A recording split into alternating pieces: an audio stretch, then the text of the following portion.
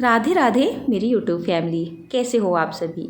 Sunday का दिन आ चुका है और आपकी अनीता आपके लिए आलू का बहुत ही ज़्यादा सुपर टेस्टी नाश्ता लेके भी आ चुकी है। ठीक है ना।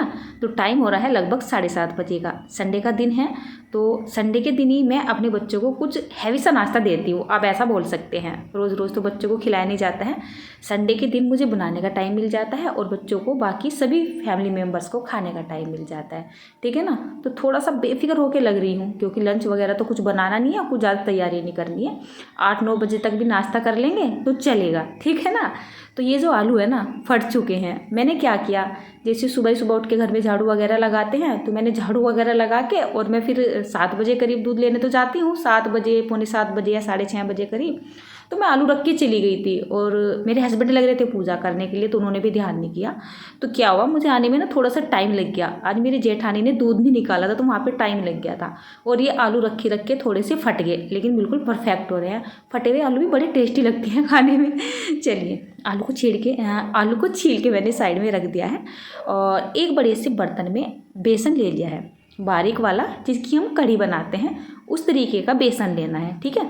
इसको मैंने पहले से ही छाना हुआ है और सच बोलूँ तो ये राजधानी का बेसन है, इसको छानने की ज़रूरत नहीं पड़ती है। अगर आप ऐसा कोई भी बेसन लेके आए ना तो उसको छान लीजिएगा। उसके बाद इस बेसन के अंदर ना हल्के से मसाले डालेंगे, जैसे कि हल्दी है, नमक है, मिर्च है। ठीक है ना। बस यही मसाले डालेंगे, ज़्यादा नहीं।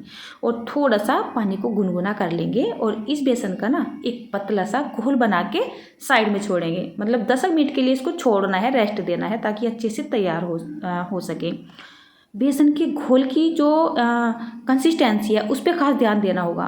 मतलब ये ना गाढ़ा नहीं होना चाहिए, हल्का सा पतला चल जाएगा लेकिन गाढ़ा नहीं चलेगा। फिर नाश्ते में ना वो मज़ा नहीं आता है जब ये ज़्यादा गाढ़ा हो जाता है। तो बिल्कुल ना ये तैयार हो रहा है। चलिए इसको साइड में छोड़ देती हूँ और बाकी की तैयारी करती हूँ। तो मैं ये ब्रेड लेके आ गई थी। दरअसल मैंने कल ही भैया से मंगाई थी। जैसे भी दुकान पे अपना सामान लेके आते हैं ना तो मैंने उनको बोल दिया था भैया अच्छे वाली ब्रेड लेके आना। गांव में थोड़ी भी लोकल सी ब्रेड लेके आते हैं क्योंकि गांव में ना मतलब अच्छी तरीके का या अच्छी क्वालिटी का सामान ना कुछ कम ही खरीदते हैं लोग बाग। तो मुझे जब भी कुछ मंगाना होता है ना तो मैं बड़े भैया को बोल देती हूँ कि मतलब वो सामान मुझे चाहिए और उन्हें पता है कि मैं किस तरीके का सामान इस्तेमाल करती हूँ। कभी कभी करती हूँ लेकिन सामान अच्छे वाला ही करती हूँ। तो इस पैकेट में बड़े साइज़ की ब्रेड निकलती है और मैंने वैसे तो आज तक गिनी नहीं है, लेकिन मुझे ऐसा लगता है कि 20 पीस इसमें निकल जाते होंगे। चलिए आज इनको थोड़ा सा ना स्पेशल तरीके से बनाती हूँ ताकि बच्चे देखते ही खुश हो जाए। ये छोटी सी लड्डू गोपाल जी की कटोरी लेके आ गई हूँ, इसमें भोग लगाते हैं तो इससे इसकी कटिंग कर लेती हूँ। देखिए इस तरीके की। तो जो नाश्ता बनेगा ना वो गोल गोल बनेगा और एकदम ना यूनिक सा लगेगा देखने में। ठीक है ना। तो इस तरीके से ना थोड़ा सा टाइट सा करके दबाएंगे और इसका ना इस तरीके से एक पहिया सी टाइप यानी गोल गोल चंदा सा उतार लेंगे। देखिए बढ़िया तरीके से उतर रहे हैं। तो यहाँ पे मुझे जितने भी चाहिए थे, मतलब मैंने इतने ये गोले से काट ली है। तो मुझे कितने चाहिए थे नाश्ते में, मुझे ये केवल 5 ही चाहिए थे। 5 की जगह यानी कि 10, 2 का मिलके 1 बनेगा और खाने वाले हम 5 जने हैं। तो मैं ज़्यादा पेट भर के तो बनाती हूँ इस तरीके के नाश्ते, थोड़े थोड़ी बनाती हूँ यानी कि 1-1, 2-2 ही खा ले और दोपहर में या शाम में खाना आराम से खाए। ठीक है ना। और इसकी जो साइडें बच रहे हैं ना, मैंने इनको उठा के रखा था तो मुझे एक रेसिपी बनानी थी पर बच्चों को ना बहुत पसंद आती है तो वो इनको इसी तरीके से सेक के और बस चाय के साथ खा गई। तो मैं कोई रेसिपी भी सूट नहीं कर पाई इनकी। नहीं तो मैंने ना यही सोचा था कि इसकी ना कुछ अच्छी सी और स्पेशल सी रेसिपी बनाऊंगी आपके लिए। चलिए ये तो मेरे लिए एक 2 in 1 बात हो गई। मतलब एक ही ब्रेड से मेरे दोनों काम हो गए। मतलब मेरी रेसिपी भी सूट हो गई और बच्चों को खाने के लिए ब्रेड भी मिल गई और मेरा पूरा पैक बच चुका है। छोटी सी मजाक थी ओनली, और कुछ भी नहीं है। चलिए कढ़ाई लेके आ गई हूँ और गैस को ऑन कर देते हैं। और अब बच्चे भी सो के उठ चुके हैं। करीब टाइम हो रहा है 7:45 बजे का और नहा धो के ऊपर आ गई है और पूजा भी मतलब ख़त्म ही हो चुकी है। तो अब मैं फटाफट से अपना नाश्ता बना देती हूँ, मतलब बच्चों के लिए नाश्ता बना देती हूँ। सबसे पहले इन उबले हुए आलू को हम किसी पोटैटो मैशर से या फिर कोई स्पून ले ले जिससे आप इसको मैश कर सके। बस इसकी स्टफिंग ना हल्की सी हमारी पतली यानी बारीक सी हो जानी चाहिए। इसमें ना मोटे मोटे आलू के चंक्स नहीं होने चाहिए। अब आलू मैंने ज़्यादा इसलिए उबाले थे क्योंकि आज दोपहर में मुझे आलू का रायता बनाना है तो मैंने एक ही साथ उबाल लिए थे। जितने आलू की मुझे ज़रूरत थी मैंने ले ली है।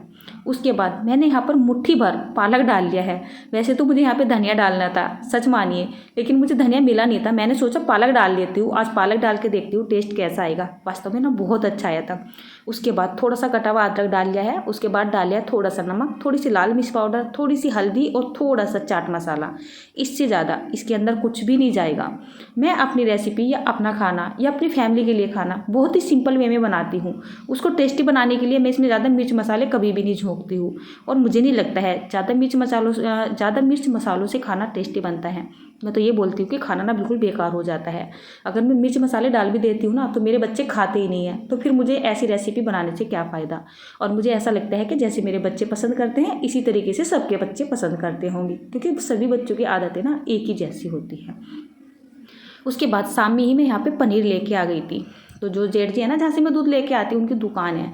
तो वहाँ पे सब कुछ मिलता है A to Z। किसी का पनीर हो, मटर हो, सब्जी हो, या फिर ग्रोसरी का कोई भी आइटम हो, ब्रेड भी मैंने उन्हीं से मंगाई थी, सब कुछ मिलता है। चलिए, इस पनीर को मैंने काट लिया है। दोपहर में मैं बनाऊँगी पनीर पालक की रेसिपी, वो मैं आपके साथ शेयर कर चुकी हूँ पहले। इस वाली रेसिपी का नंबर बाद में आया है और जो बाद में बनी थी उसका नंबर पहले आ चुका है, तो वो थाली आपके पास जा चुकी है। जितना मुझे पनीर चाहिए बस मैंने वो ले लिया है। 4-5 टुकड़े चाहिएंगे, ज़्यादा नहीं। और बाकी का मैंने एक साइड में रख दिया है।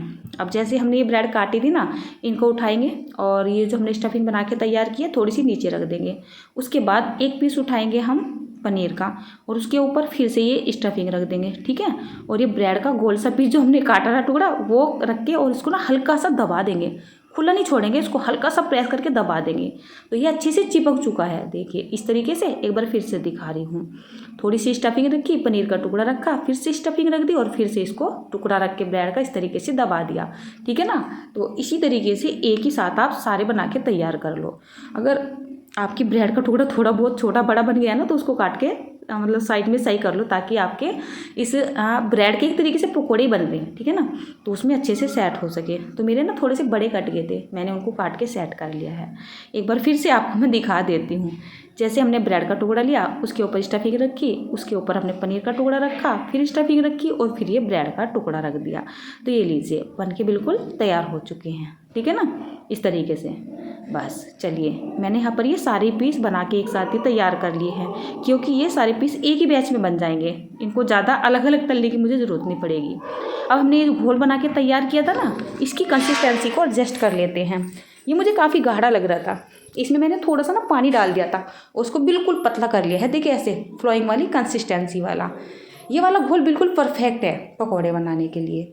फिर हम इस तरीके से एक एक इस तरीके से इन पीस को उठाएंगे, अच्छे से बेसन के अंदर डीप करेंगे और तेल का टेम्परेचर बिल्कुल हाई रखेंगे और ये पकौड़े यहाँ पे डाल देंगे। और जब हम पकौड़े डालेंगे तो गैस का फ्लेम मीडियम कर देंगे। एक साइड में हमने चाय भी बना ली है, क्योंकि ये पकौड़े पकौड़ी या कोई ऐसा बड़ा बनाती हूँ ना तो चाय के साथ ही खाए जाते हैं। और अब ना खाने की बहुत देर हो चुकी है, मतलब सब बैठे हुए इंतज़ार कर रहे हैं और उधर दूध हमारा निकल के बाहर आ चुका है। मुझे पता ही नहीं चला है, जब मेरे हस्बैंड ने चाय बनाई यहाँ पे तो उन्होंने भगोने में करके दूध भी रख दिया। अब ये हमारा काम होता है तो हम थोड़ा सा ध्यान रखते हैं, उनका ये काम नहीं होता है तो वो दूध रख के भूल गए और गैस का फ्लेम हाई करके रख दिया बिल्कुल ही, और सारा दूध निकल के मेरा भर गया, यानी आधा दूध ना ख़त्म हो चुका था। चलिए कोई बात नहीं, अब उनको कुछ बोल भी नहीं सकते हैं। चाय भी हमारी बनके तैयार हो चुकी है और ये हमारे बहुत ही सुपर टेस्टी नाश्ता या पकोड़े भी बनके तैयार हो चुके हैं। देखिए खाने की जल्दी तो मुझे भी लग रही है। सुबह 8 बजे तक अगर मुझे चाय नाश्ता नहीं मिलता है ना तो मेरा ना दिमाग ख़राब होने लगता है। ऊपर से आज मैं रेसिपी भी शूट करने बैठ गई हूँ, तो फटाफट से इन पकौड़ों को उतार के दे देती हूँ। चाय भी इस लोटे में कर दी है, फटाफट से बच्चों को चाय दे देती हूँ और उतार के वड़े भी दे देती हूँ। आलू का एक और नाश्ता बनाया है, मैंने इसमें शेयर नहीं किया है क्योंकि वीडियो ना बहुत ज़्यादा लंबी हो गई थी, तो इस नाश्ते को मैंने 2 बार में शेयर किया है आपके साथ। तो ये तो हुआ हमारा ब्रेड का बहुत ही ज़्यादा सुपर टेस्टी नाश्ता। अब चाहे तो आप इन पकौड़ों को चाय के साथ खा ले तो लीजिए, ये तो हुए चाय के साथ। अगर चाय के साथ नहीं खाना चाहते हैं तो लीजिए आप दही के साथ खा लीजिए, तो ये हुआ दही के साथ। अच्छा बहुत सारे लोग तो पकोड़े पकौड़ी कचौड़ी मतलब ऐसे चीज़ों को ना चटनी वगैरह के साथ ज़्यादा खाना पसंद करते हैं, तो